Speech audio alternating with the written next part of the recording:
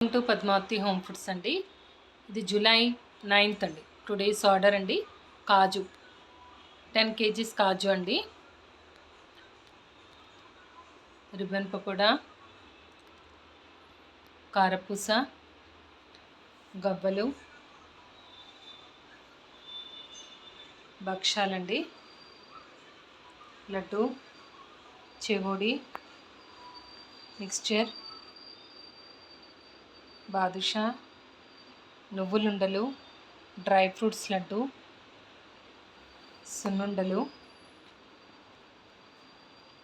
బూందీ, చెక్కలు అండ్ జంతికలండి. ఇవి ఇవ్వాల్సిన ఆర్డర్ అండి.